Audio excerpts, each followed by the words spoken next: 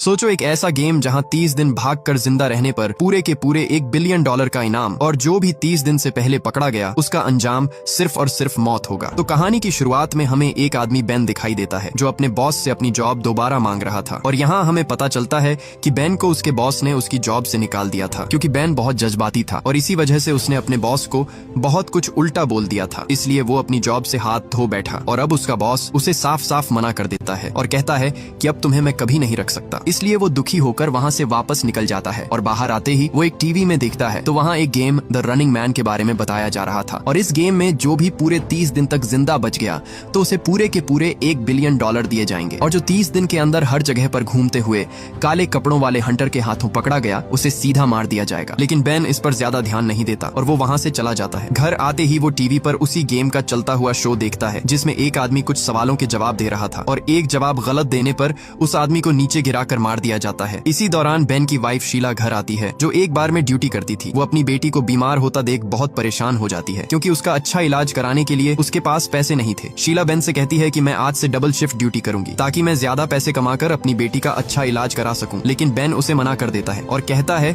कि तुम अब कहीं पर भी नहीं जाओगी क्योंकि अब मैं एक गेम खेलने वाला हूँ जिससे मैं इतने पैसे कमा लूंगा कि हम अपनी बेटी का अच्छा इलाज करा सकेंगे। इसीलिए वो उस शो में जाने के लिए तैयार हो जाता है। शीला उसे उस शो में जाने से मना करती है और उससे कहती है कि तुम जो गेम खेलने जा रहे हो उस गेम से आज तक कोई भी जिंदा नहीं बच पाया, इसीलिए तुम्हारी जान को बहुत खतरा हो सकता है। लेकिन बेन उसे बताता है कि उस शो में बहुत सारी गेम्स हैं और मैं वो गेम खेलूंगा जिसमें जान को सबसे कम खतरा हो। बेन उसे एक बोर्ड देता है और कहता है कि आज भी सबसे कम इनाम पूरे $75 का था। इसके बाद बेन सीधा अपने घर से उस गेम शो की तरफ निकल पड़ता है और उसी गेम कंपनी के अंदर आ जाता है। वो लाइन में खड़ा ही था तभी वहाँ एक बूढ़ा आदमी गिर जाता है। बेन ने उस गार्ड को एम्बुलेंस बुलाने को कहा लेकिन उस गार्ड ने उसे साफ साफ मना कर दिया। ये सुनकर बेन उस पर गुस्से होकर चिल्लाता है, इसलिए गार्ड से बदतमीजी की वजह से उन्होंने बेन को लाइन के एंड पर खड़ा कर दिया। काफी इंतजार करने के बाद वो काउंटर पर आता है जहाँ गार्ड्स की बात न मानने पर उसके नाम पर वार्निंग लगी हुई थी। ये देखकर बेन गुस्से में वो शीशा तोड़ देता है और उसे सीधा उस गेम एरिया में भेज दिया जाता है। आते ही वहाँ उसे एक लड़की जेनी और एक लड़का टिम मिलते हैं। इसके बाद सबको एक सूट पहनाकर